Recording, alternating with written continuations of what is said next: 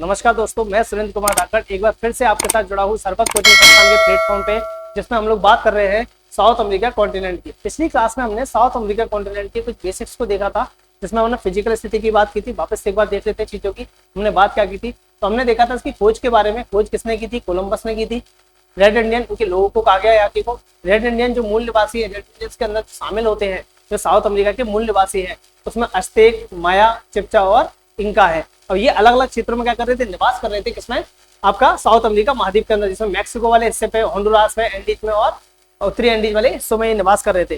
ठीक है। इसके बाद में क्या हुआ? इसके बाद में यहाँ लैटिन अमेरिका वाली बात की थी हम लोग। लैटिन अमेरिका वर्तमान में सम्मिलित किया जाता है दक्षिण अमेरिका, मध्य अमेरिका, मैक्सिको और कैरिबियन द्वीपों को।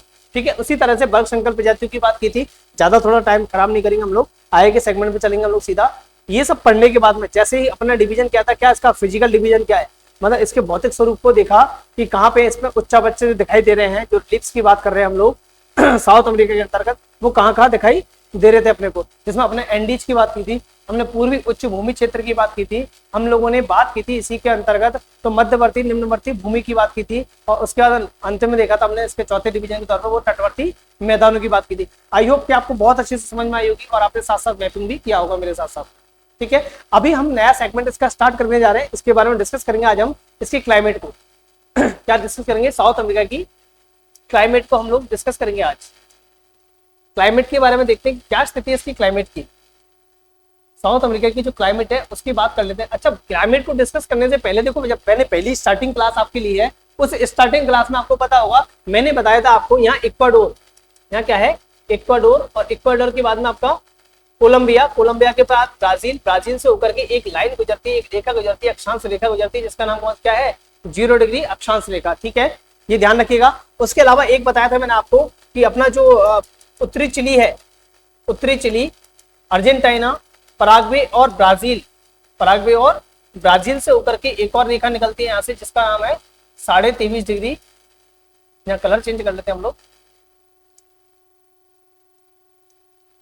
इसका नाम है 23.5 डिग्री।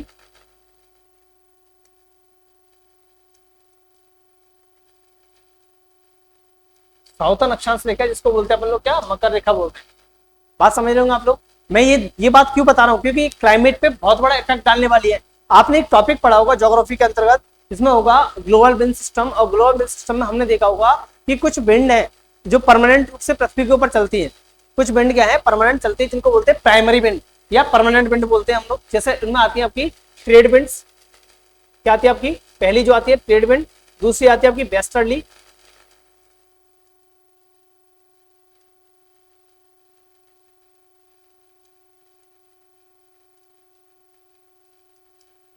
और तीसरी आती है आपकी ईस्टर्लीज, जिसको बोलते हैं हिंदी में आप लोग व्यापारिक पवने, जिसको बोलते हैं व्यापारिक पवने। इनको बोलते हैं पछुआ पवने और इसको बोलते हैं अपन लोग परवा। ठीक है, नाम याद रखिएगा इनको। अच्छा, ये जो ग्लोबल सिस्टम का टॉपिक है, और इनकी लोकेशन देखिए, हवा किस डायरेक्शन से किस डायरेक्शन की ओर चलती है। अपन लोग देख रहे हैं हवा की डायरेक्शन की, कहां से कहां हवा चल रही है, कहां से। अगर पृथ्वी के संदर्भ में बात करें तो अपन देखते हैं, थोड़ा सा अपन लोग देख लेते हैं यहाँ साउथ अमेरिका के संदर्भ में किधर चलेंगी हवाएं।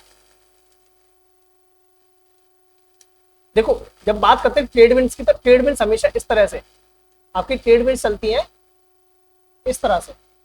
ये टॉपिक नहीं पढ़ना हमको, इसलिए मैं डायरेक्टली बता रहा हूं आपको। और नीचे से चलती है ट्रेड विंड्स इस तरह से, सबसे इस तरह से चल रही है आपकी ट्रेड विंड्स। नीचे देखो, यहाँ नीचे वाले हिस्से के अंदर एक विंड और चलती है नीचे की तरफ, जिसको बोलते हैं पछुआ पवने, जो चलती है इस तरह से। जो कैसे चलती है आपकी? इस तरह से चल रही है। दिख रहा होगा आपको। वापस मैं थोड़ा सा अदर कलर से बना के देख लेते हैं, जिससे आपको ज्यादा बेटर तरीके से याद हो पाए, दिख पाए चीजें। देखो, इधर से जो चलने वाली, ऊपर से जो ट्रेड विंड चल रही है, मतलब 30 डिग्री नॉर्थन अक्षांश से लेकर के 30 डिग्री साउथर्न अक्षांश के बीच में जो हवाएं चलती हैं, उनको क्या बोल रहे हैं अपन लोग? ट्रेड विंड्स बोल रहे हैं। तो ट्रेड विंड्स की स्थिति साउथ अफ्रीका के संदर्भ में देखते हैं हम लोग। तो देखें तो इसकी ट्रेड विंड चलती है इधर ऐसे। ट्रेड विंड्स आपकी कैसे चलेगी? इस तरह से उत्तरी गोलार्ध के अंदर। जब बात करें दक्षिणी गोलार्ध में, तो दक्षिणी गोलार्ध में चलती है इस तरह से। ऐसी बात करें हम लोग पछुआ पवनों की, तो पछुआ पवनें चलती है नीचे से इस तरह से।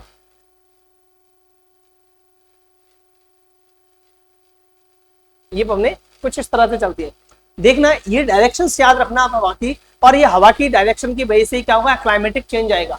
ठीक है, यहाँ क्लाइमेटिक चेंजेस आएंगे, बहुत सारी प्रकार की जलवायु पाई जाएगी साउथ अमेरिका के अंतर्गत अपन लोग। तो ट्रेड विंड्स की स्थिति को देखते हुए बात करते हैं अपन लोग। देखो यहाँ विषुवत रेखा यहाँ की उत्तरी पार्ट से गुजर रही है। विषुवत रेखा यहाँ कहाँ से, साउथ अमेरिका के उत्तरी भाग से क्या गुजर रही है, आपकी विषुवत रेखा गुजर रही है। और विषुवत रेखा के नीचे ही साउथ अमेरिका का क्या है, 2/3 पार्ट जो है साउथ अमेरिका का बसा हुआ है पूरा पूरा। मतलब साउथ अमेरिका का मैक्सिमम हिस्सा किसके अंदर है, विषुवत रेखा के नीचे दक्षिणी गोलार्ध के अंदर है। तो उत्तर की तरफ से कौन सी निकली, विषुवत रेखा। और आपको पता होगा विषुवत रेखा की तरफ, विषुवत रेखा पर सूरज का जो होता है लंबवत रोटेशन कितने बार होता है, विषुवत रेखा के ऊपर सूरज साल में 2 बार लंबवत आता है। आपको पता होगा एक डेट आती है कौन सी आपकी, 21 मार्च। 21 मार्च को विषुवत रेखा पर सूरज लंबवत होता है। और उसके अलावा जो डेट आती है आपकी वो आती है 23 सितंबर। 23 सितंबर, इन दोनों डेट्स को क्या होता है, सूरज लंबवत होता है आपका किसका, विषुवत रेखा के ऊपर। मतलब ये वाला जो क्षेत्र है, ये वाला क्षेत्र क्या होगा, हाई टेम्परेचर जोन होगा। इसमें क्या होगा, हाई टेम्परेचर जोन होगा। मतलब इस क्षेत्र में सबसे ज्यादा क्या होगी, गर्मी पड़ेगी, बहुत ज्यादा क्या होगी, गर्मी होगी, हाई टेम्परेचर होगा। और जहाँ पे हाई टेम्परेचर होता है उस टेम्परेचर का अपोजिट क्या होता है, हमेशा प्रेशर क्या चलता है, ओपन सिस्टम के लिए वो चलता है कि टेम्परेचर का अपोजिट क्या है, आपका प्रेशर। तो यहाँ हाई टेम्परेचर है तो इसलिए यहाँ प्रेशर कैसा होगा, लो होगा। टेम्परेचर कैसा है, हाई, तो प्रेशर कैसा हो जाएगा, यहाँ पे लो हो जाएगा। और हवा हमेशा हाई प्रेशर से कैसे चलती है, लो प्रेशर की ओर। इसलिए हवा जो आ रही है लो प्रेशर की ओर हवा आ रही है, ऊपर से और नीचे की तरफ से। ठीक है, यहाँ लो प्रेशर की तरफ क्या करती है, हवा मूव करती है।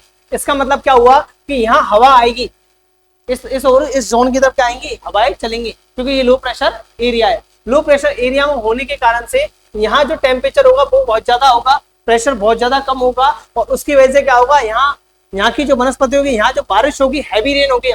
दोनों तरफ से पवने आ रही है इस जोन में, और यहाँ क्या होगा, हैवी रेन होगी, हैवी रेनफॉल होगा, गर्म होकर के हवा ऊपर उठेगी। और जब हवा ऊपर उठेगी तब क्या होगी, बारिश होगी। तब क्या होगा, बारिश होगी। तो इस जोन की बात करें, मैं लाइनें थोड़ी सी हटा लेता हूँ जिससे कि आपको समझ में आए स्पष्ट तौर पे।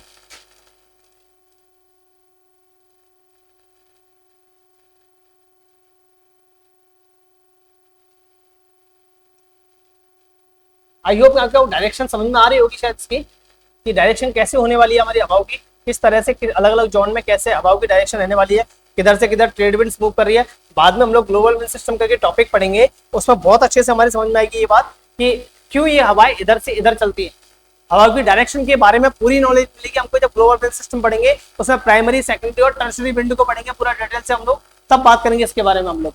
अभी बात कर रहे हैं हम लोग क्लाइमेट की। तो यहाँ से भूमध्य रेखा गुजरती है, इसलिए इस जोन के अंदर भूमध्य रेखीय जलवायु पाई जाएगी। ध्यान रखना, यहाँ से कौन सी पाएगी, विषुवत रेखीय जलवायु या भूमध्य रेखीय जलवायु पाई जाएगी। और ये जो भूमध्य रेखीय जलवायु है, इसी के पैरेलल में एक नदी बह के जा रही थी, आपको बताया था मैंने, जिसका नाम क्या था आपका, अमेजन नदी। इसी विषुवत रेखा के पैरेलल समानांतर एक नदी बह के जा रही थी, जिसका क्या नाम था उसका, अमेजन नदी। तो ऐसी बात करें तो इस जोन के अंदर, मैं एक जोन बना रहा हूँ, इस जोन के अंदर जो वनस्पति पाई जाएगी, इस जोन के अंदर, इस जोन की बात कर रहा हूँ, यहाँ की जो जलवायु होगी उस जलवायु की बात कर रहे हैं हम लोग। ये अमेजन बेसिन है, यहाँ की जो जलवायु होगी वो कैसी होगी, उष्णाद्र जलवायु होगी। यहाँ की जलवायु कैसी होगी आपकी, उष्णाद्र जलवायु। और ये जलवायु कहाँ मिलेगी आपकी, अमेजन बेसिन के अंतर्गत। उष्णाद्र जलवायु कहाँ मिलेगी आपकी, ये मिलेगी आपकी अमेजन बेसिन में।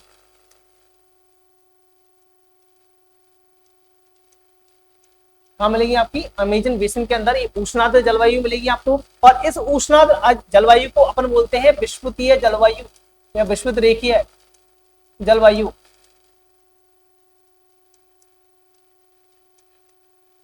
इसे क्या बोलते हैं अपन लोग, विषुवतीय जलवायु बोलेंगे। यहाँ के जो वर्षा बने, यहाँ देखो हाई टेम्परेचर रहेगा, साल भर क्या रहेगा, तापमान उच्च रहेगा यहाँ का। और यहाँ हर दोपहर बाद में क्या होगी, बारिश होगी, हर रोज बारिश होगी, हैवी रेनफॉल होगा इस जगह पे। इसलिए यहाँ क्या पाए जाएंगे, घने जंगल पाए जाएंगे। यहाँ क्या पाए जाएंगे, घने जंगल पाए जाएंगे। और इन यहाँ के जो वर्षा वन है, यहाँ के जो जंगल है या वर्षा वन है, इन वर्षा वनों को कहा जाता है, यहाँ के वर्षा वनों को कहा जाता है सेलवास। ये नाम याद रखिएगा आप लोग, यहाँ के जो वर्षा वन है उन्हें क्या कहा जाता है, सेलवास कहा जाता है। और यहाँ आपको पता होगा कि यहाँ पे रबड़ जो वृक्ष है, रबड़ के जो पेड़ है, रबड़ के जो वृक्ष है, उनका क्या है, रबड़ के वृक्षों का क्या है, मूल स्थान भी कौन सा है आपका, यही अमेजन बेसिन वाला क्षेत्र है, अमेजन द्रोणी का क्षेत्र है, जिसमें रबड़ के वृक्षों का क्या है, जो मूल स्थान है। उसके अलावा यहाँ से एक इंपॉर्टेंट वृक्ष भी मिलता है, इसका नाम है बालसा। इसका नाम क्या है, बालसा। ये बालसा वृक्ष भी इंपॉर्टेंट है भाई, इसलिए क्योंकि इसकी लकड़ी क्या होती है, फूड पैकेजिंग के काम में आती है। ये बहुत ही हल्की लकड़ी है और बहुत ही क्या होती है, मजबूत होती है, वेट में क्या होती है, बहुत हल्की होती है। इसलिए पैकेजिंग केज बनाने के लिए इस लकड़ी का उपयोग किया जाता है, कौन सी का, वालसा का। ठीक है, तो रबड़ के वृक्षों का मूल स्थान भी कौन सा है आपका, यही है जिसकी बात कर रहे हैं आप लोग, अमेजन बेसिन। उसके अलावा दूसरा कौन सा है, बालसा वृक्ष भी यहाँ मिलेगा। उसके अलावा एक और है महोगनी, एक और वृक्ष है इसका महोगनी, जो भी यहाँ बहुतायत में पाया जाता है, जो भी यहाँ क्या पाया जाएगा, बहुतायत में मिलेगा, सबसे ज्यादा मिलेगा यहाँ पे इस क्षेत्र के अंदर। तो याद रखना, पहला जलवायु जोन की बात कर रहा हूं मैं, पहले जलवायु के क्षेत्र की बात कर रहा हूं आपसे। और पहला क्षेत्र कौन सा है इसका, उष्ण आर्द्र जलवायु क्षेत्र है, जो कि कहां बढ़ती है जलवायु, साउथ अमेरिका के अंतर्गत। ये बढ़ती है आपकी कौन से में, अमेजन बेसिन के अंतर्गत, जिसको बोलते हैं विषुवतीय जलवायु या उष्णाद्र जलवायु बोलते हैं। याद रखिएगा, इसमें जहरीले, हालांकि इस अमेजन वर्षा वनों को विश्व का फेफड़ा भी कहते हैं, विश्व का फेफड़ा भी बोलते हैं, कि सबसे ज्यादा ऑक्सीजन देने वाला जोन यही है आपका, क्योंकि घने जंगल है यहाँ पे। और इन घने जंगलों में वर्तमान में क्या है, पारिस्थितिक संकट भी उत्पन्न है। अभी पिछली साल इनमें आग लगी थी जंगलों, बहुत बड़ा एक एनवायरमेंट हैजार्ड हुआ था उस समय, उसकी बात कर रहे हैं अपन लोग। तो इन्हीं वर्षा वनों के अंतर्गत ध्यान रखना, इनमें दुर्गम परिस्थिति होती। एक बार ये वर्षा वन नष्ट हुए, एक बार ये वर्षा वन नष्ट हुए, तो नष्ट होने के बाद में इसके लिए इन वर्षा वनों को वापस से उगाना बहुत मुश्किल होता है, इनका डेवलपमेंट बहुत मुश्किल होता है, क्योंकि इनकी मिट्टी में क्या होता है, यहाँ की मृदा में पोषक तत्वों का अभाव होता है। और पोषक तत्वों के अभाव के कारण से यहाँ पे वनस्पति वापस से उगने में बहुत लंबा समय लगता है। यहाँ वापस से उसी लेवल पर वनस्पति डेवलप करना आसान नहीं होता है इस क्षेत्र के अंतर्गत। ठीक है, तो ये जलवायु प्रदेश कहाँ मिलेगा। और इन परिस्थितियों में ह्यूमंस के लिए भी बहुत हार्ड परिस्थिति होती है, क्योंकि बिल्कुल वैक्यूम जैसी स्थिति बनती है। यहाँ पे इतना लो प्रेशर होता है, यहाँ सांस लेना भी बहुत मुश्किल होता है, अस्वास्थ्यकारी कंडीशंस होती है। यहाँ पे वही जीव जंतु डेवलप हो सकते हैं जो कि इन हार्ड परिस्थितियों में रहने की क्षमता रखते हैं। ज्यादातर जहरीले जीव जंतु जो है ना, वो सारे के सारे कहाँ पाए जाएंगे, आपके इसी जलवायु क्षेत्र के अंदर पाए जाते हैं आपके। जैसे आपने नाम सुना होगा एनाकोंडा का, एनाकोंडा भी बहुत बड़ा सांप है, जो स्पेशली कहाँ पाया जाएगा, उष्णाद्र जलवायु क्षेत्र में, अमेजन बेसिन के अंदर पाया जाता है विशेष तौर पर। पहला कौन सा जलवायु क्षेत्र मिला हमारे लिए, वो है अपना उष्णाद्र जलवायु क्षेत्र। दूसरा जलवायु प्रदेश यहाँ दिखाई देता है हमारे लिए, वो जलवायु प्रदेश है हमारा कौन सा, ओरिनिको बेसिन के अंतर्गत, जिसको बोलते हैं सवाना। उसको क्या बोल रहे हैं अपन लोग, सवाना जलवायु। इसको क्या बोल रहे हैं अपन लोग, सवाना जलवायु बोल रहे हैं। और ये सवाना प्रकार की जो जलवायु है, ये सवाना प्रकार की जलवायु आपका गुआना के अंदर, जो गुआना कंट्री है, गुआना उच्च भूमि क्षेत्र, उसके अंतर्गत, और ओरिनिको बेसिन के अंदर, ओरिनिको बेसिन, इन दोनों के अंतर्गत क्या मिलता है हमारे लिए, ये सवाना जलवायु का क्षेत्र मिलता है। यहाँ के जो घास के मैदान है, इस क्षेत्र के जो घास के मैदान है, इसमें जलवायु प्रदेश के अंतर्गत सवाना में जो घास के मैदान है, उन घास के मैदानों को कहा जाता है लानोस। क्या कहा जाता है, लानोस कहा जाता है। यहाँ के जो घास के मैदान है उनको सवाना घास के मैदानों को। एक्चुअल में देखो, यहाँ से जैसे दूरी जाएगी, यहाँ से जैसे दूर जाएंगे विषुवत रेखा से हम लोग, तो यहाँ की जलवायु पे क्या रहेगा, यहाँ टेम्परेचर तो क्या मिलेगा, गर्मियों में तापमान कैसा रहेगा यहाँ पे ग्रीष्म ऋतु में क्या होगी, यहाँ वर्षा होगी, और तापमान कैसा रहेगा, यहाँ का उच्च रहेगा। यहाँ का तापमान भी कैसा रहेगा, उच्च रहेगा। लेकिन कुछ महीने कैसे रहते हैं, शुष्क रहते हैं जलवायु प्रदेश के अंतर्गत। इसलिए ध्यान रखना, यहाँ ओरिनिको बेसिन के अंतर्गत या गुआना हाईलैंड क्षेत्र के अंतर्गत जो घास के मैदान पाए जाते हैं, उन्हें कहते हैं लानोस। ठीक है, अच्छा, ये सवाना प्रकार की जलवायु यहाँ पे मिल रही है हमारे लिए। और दूसरा जोन कहा, ब्राजीलियन उच्च भूमि का जो क्षेत्र है, कौन सा आपका, ब्राजीलियन उच्च भूमि का जो क्षेत्र है, इस क्षेत्र में भी आपको यहाँ इस जोन में यहाँ पे भी क्या मिलेगी आपको, सवाना जलवायु। यहाँ भी क्या मिलेगी आपको, सवाना जलवायु का क्षेत्र मिलेगा। यहाँ भी इस क्षेत्र के अंदर भी कौन सी मिलेगी आपको, सवाना प्रकार की जलवायु मिलेगी। लेकिन यहाँ के जो घास के मैदान है, यहाँ के जो घास के मैदान है, सवाना प्रकार के जो घास के मैदान है,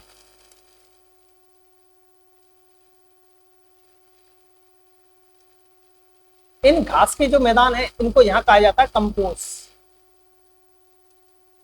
मतलब ब्राजील के अंदर, ये देश कौन सा आपका, ब्राजील है। ब्राजील के अंदर जो सवाना प्रकार की जलवायु के अंतर्गत जो घास के मैदान मिलेंगे, उनको क्या बोलेंगे, कंपोस कहते हैं। उनको ध्यान रखिएगा आप लोग, कंपोस कहते हैं। यहाँ भी सेम कंडीशन होती है, यहाँ भी क्या रहता है, तापमान उच्च रहता है, और उच्च तापमान की वजह से यहाँ पर गर्मियों में क्या होती है, बारिश ज्यादा होती है, गर्मियों में ही बारिश ज्यादा होती है, और बाकी टाइम में बारिश नहीं होती इतनी ज्यादा। ठीक है, तो इस क्षेत्र के अंदर ध्यान रखिएगा आप लोग, यहाँ के जो घास के मैदानों को क्या कहेंगे, कंपोज कहेंगे। इसी के पास में इन्हीं मैदानों में यहाँ पे आपको पठारी क्षेत्र मिलता है, जिसका नाम है कटंगा का पठार, जिसका नाम क्या है, कटिंगा। कटिंगा का पठार, या इसको बोलते हैं अपन लोग कटिंगा का पठार बोलते हैं इसको, ठीक है। ये ध्यान रखिएगा आप लोग। दूसरा जलवायु प्रदेश कौन सा है हमारा, सामान्य प्रकार का जलवायु प्रदेश है। अच्छा, तीसरा जलवायु प्रदेश की जब बात करते हैं, तीसरे जलवायु प्रदेश की जब बात करें हम लोग, तो इसके अंतर्गत सम्मिलित किया जाता है, इसके अंतर्गत उरुग्वे और आपका जो अर्जेंटीना है, ये अर्जेंटीना है, और ये कौन सा है आपका उरुग्वे वाला क्षेत्र है। उरुग्वे और अर्जेंटीना का उत्तर पूर्वी क्षेत्र शामिल करते हैं इसमें। अर्जेंटीना व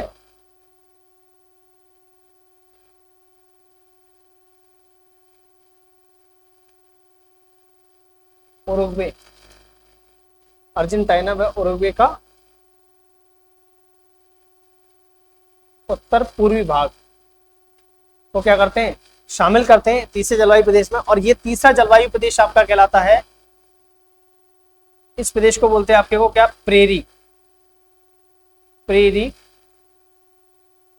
जलवायु, इसको क्या बोलते हैं अपन लोग, प्रेरी जलवायु बोलते हैं, जलवायु प्रदेश बोलते हैं। इस प्रेरी जलवायु प्रदेश में ध्यान रखने वाली बात क्या है आपके लिए, इस प्रदेश के अंदर जो घास के मैदान है, क्या है, घास के मैदान, वो घास के मैदान कहलाते हैं आपके पंपास, वो घास के मैदान क्या कहलाते हैं आपके, पंपास कहलाते हैं। और इन पंपास घास के मैदानों के अंतर्गत, इन पंपास घास के मैदानों में ही आपको बात करें हम लोग, पंपास घास के मैदानों में अल्फा अल्फा नाम की घास मिलती है, अल्फा अल्फा, यहाँ एक घास पाई जाती है, इसका नाम है अल्फा अल्फा घास है। ये अत्यधिक प्रोटीन युक्त घास है, और इस घास को खाने के बाद यहाँ के जो पशु हैं वहाँ वो क्या होते हैं, मोटे थुलथुले हो जाते हैं वो पशु सारे सारे, ठीक है। इसलिए यहाँ पे क्या है, डेयरी इंडस्ट्री का क्या हुआ, विकास हुआ है, मांस इंडस्ट्री का क्या हुआ है, विकास हुआ है इस जगह पे। जो इंडस्ट्री में या आर्थिक रूप से अपन बात करेंगे, आर्थिकी जब पढ़ेंगे इसका, अर्जेंटीना को अलग से पढ़ेंगे तो उस टाइम बात करेंगे पंपास की घास के मैदानों की, उस समय ज्यादा बेटर तरीके से समझ में आएगा कि पशुपालन केंद्र खुले हुए, यहाँ पे केंद्रों को अलग अलग नामों से जाना जाता है, यहाँ काम करने वाले लोगों को अलग नाम से जाना जा रहा है, उन सब चीजों की बात करेंगे उसमें। लेकिन ध्यान रखिएगा, ये प्रेरी जलवायु प्रदेश जो है, इसमें जो घास के मैदान है वो पंपास टाइप की घास के मैदान है। यहाँ पे भी वर्षा जो होती है वो गर्मियों के समय बारिश होती है, यहाँ पे सर्दियों में बहुत कम बारिश होती है, कुछ महीने शुष्क रहते हैं पूर्ण रूप से यहाँ पे इस क्षेत्र के अंतर्गत, ठीक है। ये ध्यान रखिएगा, यहाँ इसको, इस क्षेत्र को ध्यान रखें, इसको प्लाटा भी बोलते हैं, इसको प्लाटा क्षेत्र भी कहते हैं, इस क्षेत्र को क्या बोलते हैं, प्लाटा क्षेत्र के नाम से भी जानते हैं इसको, ठीक है। इसके बाद चौथा जलवायु प्रदेश की जब बात करते हैं, कौन से की, चौथे जलवायु प्रदेश की बात करते हैं, तो इसका अंदरूनी भाग, इसका जो अंदरूनी भाग दिख रहा होगा आपको, जिसके अंतर्गत शामिल है आपका कौन सा, पश्चिमी पराग्वे और अर्जेंटीना का पश्चिमी पार्ट, इसकी बात करते हैं। तो ये जलवायु प्रदेश की जब बात करते हैं तो इसको बोलते हैं अपन लोग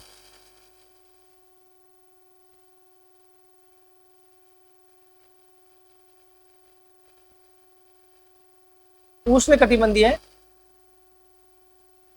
जलवायु। और ये जो जलवायु प्रदेश है, ध्यान रखना, ये जलवायु प्रदेश के अंदर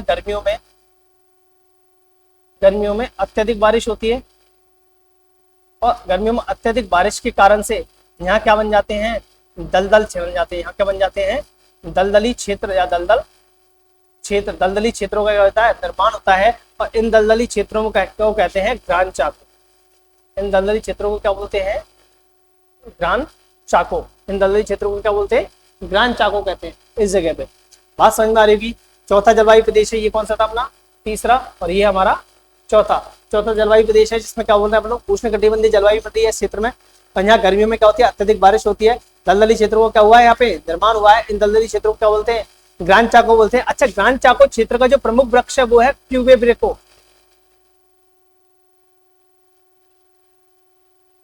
ग्रान चाको क्षेत्र का जो प्रमुख वृक्ष है उस वृक्ष का नाम है क्यूबे ब्रेको। ये जो क्यूबे ब्रेको वृक्ष है, इसकी जो छाल है, इसकी छाल से टेनिन अम्ल निकलता है, टेनिन, कौन सा अम्ल निकलता है, टेनिन अम्ल निकलता है। और टेनिन अम्ल निकलने के कारण से ये जो अम्ल है, ये आपको होगा चमड़ा उद्योग के अंतर्गत, चमड़ा छीलने के लिए काम में आता है, चमड़े को साफ करने के काम में लिया जाता है। इसलिए ये क्या कहते हैं, बिजनेस की जो अपने आर्थिक दृष्टि से क्या है, इंपॉर्टेंट वृक्ष है, जो कहाँ मिलेगा आपको, ग्रान चाको क्षेत्रों में मिलेगा, जो दलदली क्षेत्र है किसके, प्लाटा क्षेत्र के, ला प्लाटा क्षेत्र के, जिसमें पराने, पराग्वे और उरुग्वे नदियों का संगम आता है। और इस क्षेत्र के अंदर क्या है, निम्नवर्ती भूमि का क्षेत्र मिलता है। इस निम्नवर्ती भूमि के क्षेत्र के अंतर्गत क्या हुआ है, दलदलों का क्या हुआ है, निर्माण हुआ है अत्यधिक बारिश के कारण, ठीक है। तो चौथा जलवायु प्रदेश कौन सा हुआ आपका, उष्णकटिबंधीय जलवायु प्रदेश। अब पांचवें जलवायु प्रदेश की बात करें, इस क्षेत्र में किसकी बात करें, पांचवें जलवायु प्रदेश की बात करें, तो यहाँ देखना, यहाँ पे दक्षिणी पेरू से लेकर के आपका उत्तरी चिली तक, दक्षिणी पेरू से उत्तरी चिली तक एंडीज पर्वत का पश्चिमी भाग, दक्षिणी पेरू से उत्तरी चिली तक। देखो मैं इसको नंबरिंग कर देता हूं एक बार, शायद आपको बेटर तरीके समझ में आएगा उससे। देखो पहला बेसिन ये था, तो पहली की डिटेल सारी की सारी यहाँ इस तरफ लिखी हुई है हमने। इसको बॉक्स में बंद कर लेते हैं। ये पहले जलवायु प्रदेश की डिटेल हुई। दूसरे की बात करें हम लोग, दूसरे जलवायु प्रदेश की जब बात करें हम लोग, तो वो है सवाना। और सवाना की डिटेल कहाँ हुई हमारे पास, ये इस तरह से हमने क्या किया, सवाना की बात की है। और कुछ जो ब्राजील के अंदर दिख रहा है हमको, उसकी बात की है इस क्षेत्र के अंतर्गत अपने। उसके बाद में थोड़ा घिसपिच हो गया है, इसको नोट्स पैटर्न में बाद में लिख लेंगे हम लोग, अभी एक बार देख लेते हैं। उसके बाद में तीसरा जो पैटर्न था हमारे पास में, तीसरी जलवायु प्रदेश में लगा, वो प्रेरी था। और प्रेरी जलवायु प्रदेश के अंतर्गत हमने इस वाले भाग को क्या किया था, शामिल किया था हमने। और प्रेरी के बाद में अगला जो पैटर्न था हमारे पास कौन सा था, वो तो उष्ण कटिबंधीय, जिसके अंतर्गत अपने इस भाग को क्या किया था, शामिल किया था। ठीक है, आगे पांचवा पार्ट है इसका, पांचवा डिवीजन है। पांचवा डिवीजन की जब बात करें हम लोग, तो इसको लिखते हैं नंबर 5, नंबर 5 लिख देते हैं। और नंबर 5 की डिटेल में यहाँ लिख देता हूँ। नंबर 5 के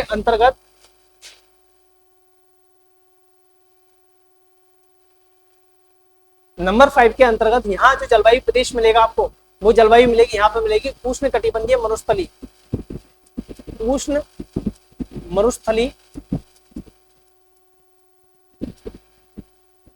जलवायु। यहाँ क्या मिलेगी आपको, उष्ण मरुस्थली क्या मिलेगी, जलवायु मिलेगी। अच्छा, ये उष्ण मरुस्थली जो जलवायु है, अच्छा यहाँ मरुस्थल का निर्माण हुआ है, एक्चुअल में क्या है, ये क्या है आपका, ये उष्ण मरुस्थली जलवायु आपकी मिलती कहाँ है, पहले बात कर लेते हैं, लोकेशन की बात करते हैं। ये मिलता है अपना दक्षिणी चिली, दक्षिणी पेरू है उत्तरी चिली, उत्तरी चिली के अंतर्गत क्या पड़ता है, उष्ण कटिबंधीय उष्ण मरुस्थली जलवायु प्रदेश दिखाई देता है। इस प्रदेश के अंतर्गत जब दक्षिणी पेरू और उत्तरी चिली के अंतर्गत अपन बात करते हैं इस जलवायु प्रदेश की, तो इसके अंतर्गत आपने देखा होगा यहाँ पे एक मरुस्थल मिलेगा जिसका नाम है आटाकामा मरुस्थल, आटाकामा मरुस्थल। ये जो आटाकामा मरुस्थल है, ये आटाकामा मरुस्थल यहाँ पे निर्माण हुआ है, तो इसके लिए और भी फैक्टर जिम्मेदार है, उसकी बात कर लेते हैं। यहाँ से एक जलधारा निकलती है, आपने पढ़ा होगा उष्ण करंट के अंतर्गत, यहाँ नीचे से एक जलधारा आती है, और उस जलधारा का नाम है पेरू करंट। उस जलधारा का नाम क्या है, पेरू करंट है। और पेरू करंट कैसी जलधारा है, ये कौन सा जलधारा है, पेरू की जलधारा, इसको बोलते हैं पेरू करंट। तो थोड़ा ऊपर लिख देता हूं उसको।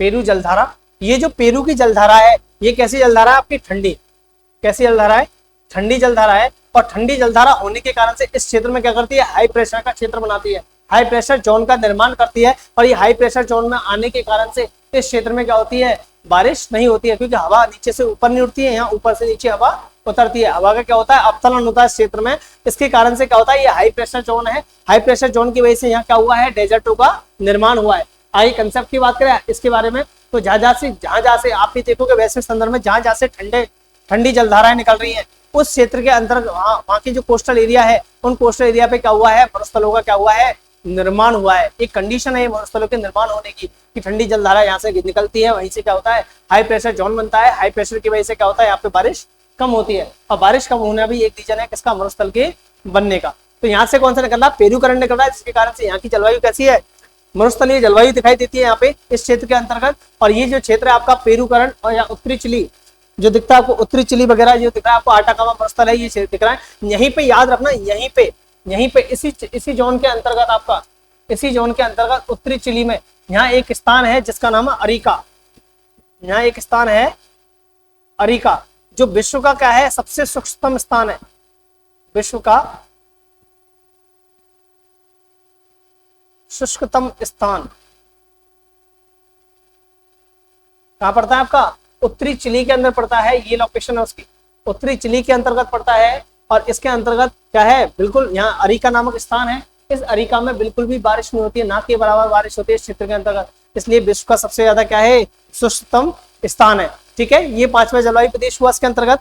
जब बात करते हैं छठे जलवायु प्रदेश की, इसके अंदर और दूसरी जलवायु की बात करें हम लोग, तो छठे जलवायु प्रदेश के अंतर्गत हम देखते हैं, तो तो इस क्षेत्र में यहाँ पे आपका मध्य चिली वाला हिस्सा है, जो मध्य चिली वाला हिस्सा है, इस जोन में जो जलवायु पाई जाती है, जलवायु मिलती है, उस जलवायु का नाम है आपकी का भूमध्य सागरीय जलवायु। भूमध्य सागरीय जलवायु, यहाँ क्या मिलेगी आपके, भूमध्य सागरीय जलवायु मिलेगी। छठा पार्ट लिख रहा हूं मैं इसको, यहाँ भूमध्य सागरीय जलवायु है। इस क्षेत्र में क्या होती है, साल भर क्या होती है, हल्की हल्की बारिश होती रहती है इसके अंतर्गत। और इसमें भूमध्य सागरीय जलवायु प्रदेश के अंतर्गत आपको पता होगा, आपको पवनों की दिशा अगर याद है, आपको पवनों की दिशा की हमने थोड़ी देर पहले भी बात की थी। अब पवनों की दिशा याद है, इस क्षेत्र में पवनें कैसे चलती है, ऐसे इस तरह से चलती है, क्षेत्र में जो पवनें चलती है इस तरह से चलती है। और ये पवनें इस तरफ से आती है, समुद्र से नमी लेकर के आती है, तो यहाँ क्या करती है, इसके पश्चिमी कोस्टल एरिया पे यहाँ पे बारिश करती है। यहाँ क्या करते हैं, चिली के मध्य भाग में बारिश करेंगी हवाएं नमी लेकर के, और इसका अंदर का भाग क्या रहेगा, शुष्क रहेगा इस जगह पे। इसलिए यहाँ पे क्या है, सर्दियों में भी क्या होती है, बारिश होती है यहाँ। इसलिए भूमध्य सागरीय जलवायु कहाँ पाई जाएगी, यहाँ पाई जाएगी इस जोन के अंदर, जो मध्य चिली वाला एरिया है। मध्य चिली वाले एरिया के अंतर्गत कौन सी है, भूमध्य सागरीय जलवायु। और इस जलवायु के अंतर्गत ही याद रखना आप लोग, यहीं से आपका जो है ना ओक, चेस्टनट, अंजीर आदि के पेड़ कहाँ पाए जाएंगे आपको, इसी क्षेत्र में भूमध्य सागरीय क्षेत्र के अंदर ही क्या पाए जाएंगे, ये सारे वृक्षों का क्या मिलेगा आपको, अंजीर के पेड़, ओक के पेड़, चेस्टनट के पेड़, है ना, ये सारे के सारे पेड़ कहाँ मिलेंगे, अखरोट के पेड़, अखरोट भी इसके अंतर्गत लिख देता हूं मैं। ये सब कहाँ पाए जाएंगे आपको, इसी क्षेत्र के अंदर पाए जाएंगे, उत्पादन होगा इसका इसी क्षेत्र में, साउथ अमेरिका के इस क्षेत्र के अंतर्गत, ठीक है, जो कौन सा है, मध्य चिली वाला हिस्सा है। उसके बाद बात करते हैं नीचे वाला जो लास्ट पार्ट बचा है इसका, इसके अंतर्गत बात करें तो इसमें जो जलवायु प्रदेश दिखाई देता है हमको, इसके अंतर्गत जो हमको जलवायु प्रदेश दिखाई देता है उसकी बात करें तो यहाँ देखना, ये वाला क्षेत्र जो दक्षिणी वाला हिस्सा है किसका, एंडीज का, बिल्कुल दक्षिण पश्चिम वाला हिस्सा है, उसकी बात कर रहा हूँ। और यहाँ पे जो जलवायु पाई जाएगी, इसका मैं एरो से धर ले आता हूँ, यहाँ जो जलवायु है वो कौन सी आपकी, भूमध्य सागरीय जलवायु, सॉरी ये कौन सी है, भूमध्य सागरीय जलवायु। यहाँ क्या है, हाँ भूमध्य महासागरीय जलवायु, हाँ भूमध्य सागरीय जलवायु, यहाँ आएगा भूमध्य महासागरीय जलवायु। यहाँ जो जलवायु प्रदेश होगा आपका, वो होगा आपका भूमध्य महासागरीय जलवायु।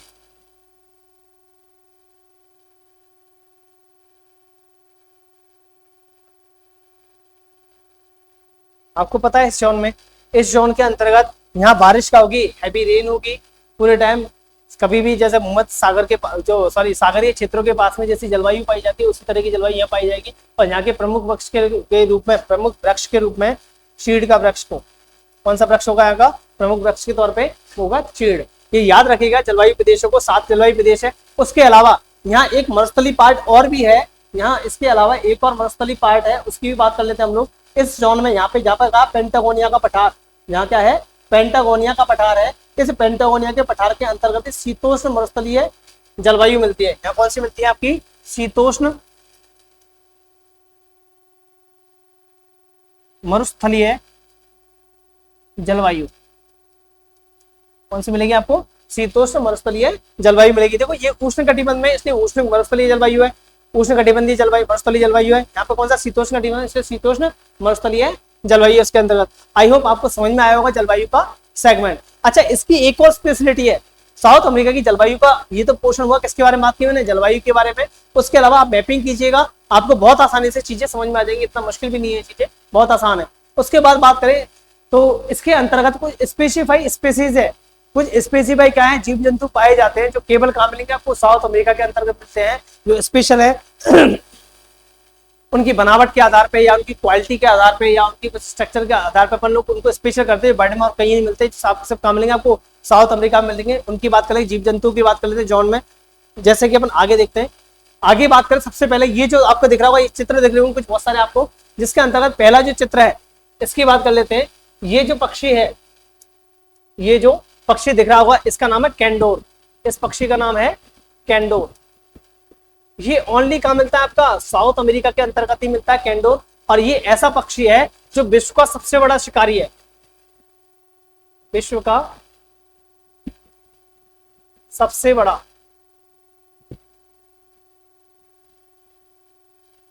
शिकारी पक्षी। शिकारी पक्षी।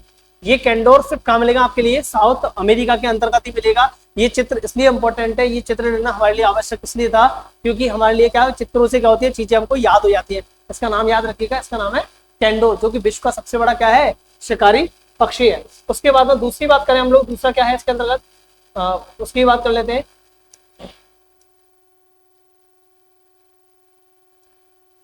इसकी बात करते हैं तो ये देखो यहां दिख रहा होगा आपको, ये है ऑलिव रिडले टर्टल। इसका नाम है ऑलिव रिडले टर्टल। टर्टल कुछ और नहीं, कछुआ है, दिख रहा है साफ तरीके से। ये जो ऑलिव रिडले टर्टल है, ये सबसे बड़ा कछुआ है, विश्व का सबसे बड़ा कछुआ।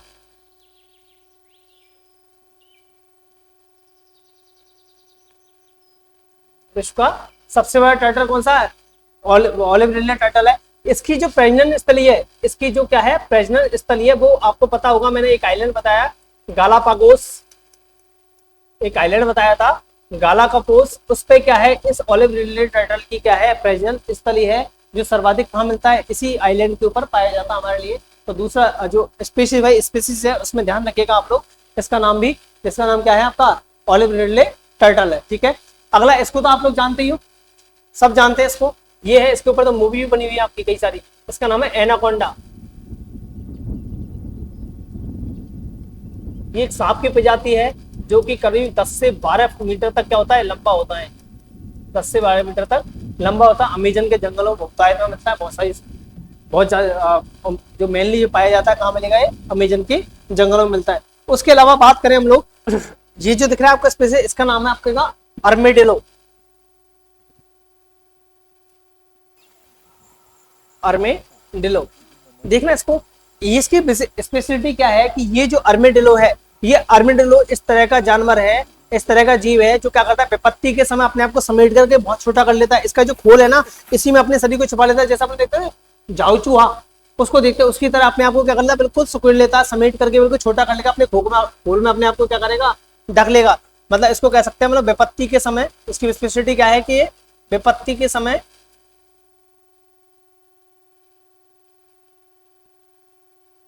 स्वयं को समेट लेता है।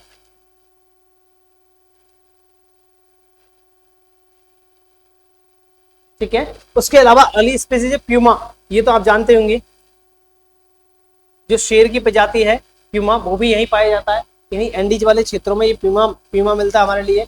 उसके अलावा एक और स्पीसीज देखिए आपको, इसको बोलते हैं एंटीटर, इसे बोलते हैं एंटीटर, जो चींटीखोर, जिसको बोलते हैं मतलब चींटीखोर, वो भी कहाँ मिलेगा आपको, इसी साउथ अमेरिका के महाद्वीप के अंतर्गत दिखेगा हमको। उसके बाद अगला देखते हैं हम लोग, अच्छा अगला देखते हैं एंडीज के अंदर स्पेसिफाई प्रकार के, यहाँ पे जो क्या पाया जाता है, ऊंट, ये ध्यान रखना, एंडीज में, एंडीज श्रेणी के अंतर्गत क्या मिलते हैं, ऊंट की प्रजाति मिलती है, ऊंट पाया जाता है। और ये ऊंट है, देखने में गधा पेड़ सा लग रहा हो आपको, लेकिन एक्चुअल में ऊंट है, जो एंडीज में पाए जाने वाले ऊंट है, जिनकी हाइट क्या लगती है, कम होती है। ठीक है, ये ऊंट है, ध्यान रखिएगा आप लोग। तो ऊंट की जो प्रजाति है, ऊंट जो है, यहाँ जो ऊंट पाया जाता है, ये जो ऊंट दिख रहा है आपको इस चित्र के अंदर, ये है लामा। इस ऊंट का क्या नाम है, लामा। इस ऊंट को क्या बोलते हैं, लामा। लामा जाति का क्या मिलता है, एंडीज के अंतर्गत ऊंट मिलता है, इसको बोलते हैं लामा। इस ऊंट की भी 2 प्रजातियां, लामा की भी क्या है, 2 प्रजाति हैं, जिसमें से एक प्रजाति ये है, इसका नाम है ग्वांचो। ग्वांचो, इसका नाम क्या है, ऊंट की प्रजाति का, सॉरी ग्वांचो नहीं, ग्वानको, इसका नाम है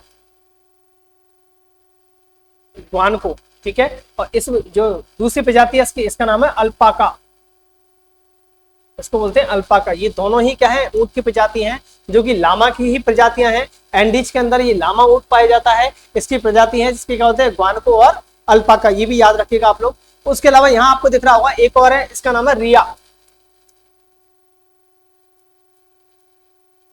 इसका नाम क्या है, रिया। ये एक पक्षी है, ध्यान रखिएगा, ये क्या है, एक पक्षी है, लेकिन उड़ नहीं सकता है। ये रिया क्या है, एक पक्षी है जो कि क्या करता है, उड़ नहीं सकता, उड़ने में सक्षम नहीं है रिया अपने आप में। ये क्या है, उड़ने में सक्षम नहीं है, लेकिन तेज दौड़ता है, बहुत तेज दौड़ सकता है, उड़ नहीं सकता है पक्षी। ठीक है, रिया ध्यान रखना। उसके अलावा ये जो मछलियां दिख रही होंगी आपको, ये मछलियां हैं एंकोबीज। इन मछलियां कौन सी हैं, एंको बीच प्रकार की मछलियां हैं जो कि कहाँ मिलती है, पेरू के तट पे पाई जाती है। पेरू के तट पर पाई जाने वाली मछलियां कौन सी है आपकी, एंको बीच। ये एंको बीच मछलियां जो कहाँ मिलेंगी, पेरू के तट पे पाई जाएंगी। और ध्यान रखना, पेरू के जो तट पे मछली पकड़ी जाती है ना, वो विश्व में 7वां स्थान है उसका, पेरू के तट का मछली पकड़ने के वहां विश्व में कितना स्थान पे आता है, 7वें नंबर पे आता है। और वैसे दक्षिणी गोलार्ध के अंदर क्या है, सर्वाधिक मछलियां दक्षिणी गोलार्ध में,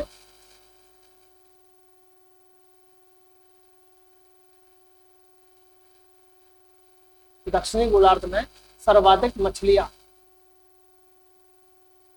यहीं से पकड़ी जाती है।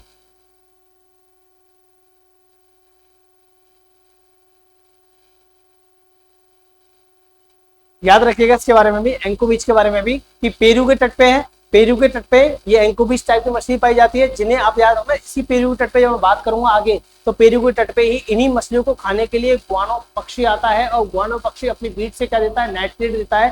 तो नाइट्रेट के नेचुरल प्रोडक्ट है, नाइट्रेट का नेचुरल भंडार है, वो कहाँ मिलेगा, पेरू के तट पे मिलेगा। इसी के कारण से यहाँ पे उर्वरक बनाने के वाले कारखानों का क्या हुआ है, डेवलपमेंट हुआ है इसी क्षेत्र के अंदर, जिसकी बात हम आगे करेंगे थोड़ा सा। ठीक है, ध्यान रखिएगा, इन एंको बीच मछलियों को खाने के लिए ही गुआनो पक्षी आते हैं, और उनकी बीट से क्या निकलती है, नाइट्रोजन निकलती है। ठीक है, ये रहा आपका सेगमेंट कौन सा, ये जो अभी तक हमने डिस्कस किया है इसके बारे में, ये बात की हमने किसकी, क्लाइमेट की, साउथ अमेरिका की पूरी क्लाइमेट डिस्कस की हम लोगों ने। ये साउथ अमेरिका के अंदर उष्ण कटिबंधीय जलवायु पाई जा रही है, सवाना प्रकार की जलवायु पाई जा रही है, प्रेरी प्रकार की जलवायु पाई जा रही है। उसके अलावा बात करें तो उष्ण कटिबंधीय जलवायु क्षेत्र पाया जा रहा है। उसके अलावा बात करें तो आपका उष्ण मरुस्थलीय जलवायु और शीतोष्ण मरुस्थलीय जलवायु दोनों पाई जा रही है। उसके अलावा भूमध्य सागरीय जलवायु पाई जा रही है, और भूमध्य महासागरीय जलवायु भी कहाँ पाई जा रही है, आपके पे इसी क्षेत्र के अंतर्गत पाई जा रही है, कहाँ पे, साउथ अमेरिका के अंतर्गत। ठीक है, ये जलवायु प्रदेश पढ़े, फिर यहाँ की स्पीसीज को पढ़ा हम लोगों ने। तो आई होप आपको बहुत अच्छे से चीजें समझ में आ गई होंगी। इसके बारे में इतना मुश्किल भी नहीं है, बहुत आसान है। जलवायु में ध्यान रखना है हवाओं की डायरेक्शन का, एक दो जो फिजिकल कॉन्सेप्ट है उनका भी ध्यान रखना थोड़ा सा आपको, जैसे कि पेरू के करंट का ध्यान रखना है, उस क्षेत्र में जो आटाकामा मरुस्थल का जो निर्माण हुआ है उसकी बात करनी है, उसका भी ध्यान रखना है। एरी का जगह का ध्यान रखना है, जिस समय बारिश नहीं होती है, क्यों नहीं होती है, हाई प्रेशर कैसे बनता है, उसका भी ध्यान रखना है हमको। तो ध्यान रखिएगा, काफी आसान चीजें हैं। साउथ अमेरिका महाद्वीप सबसे आसान कॉन्टिनेंट है जिसको समझना, इससे ज्यादा आसान कॉन्टिनेंट आपको शायद ही कोई मिलेगा जिसमें बहुत आसानी से चीजें होंगी। एक बात तो तय है, मैंने पहले ही बताई है कि इस कॉन्टिनेंट के अंदर कृषि युक्त कंडीशंस बहुत कम देखने को मिलेंगी आपको। कृषि वाली जो कंडीशन है, कृषि के अकॉर्डिंग कंडीशन मैंने पहले ही बताया था आपको कि 10% भाग पे खेती होती है, बाकी पूरा क्षेत्र क्या है आपका पथरीला क्षेत्र है, जो कृषि दृष्टि से क्या है, अनिपुक्त है। कहीं पे क्या मिलेंगे, दलदल मिलेंगे, कहीं पे आपको जंगल मिलेंगे। ठीक है, इस क्षेत्र का विशेष ध्यान रखना।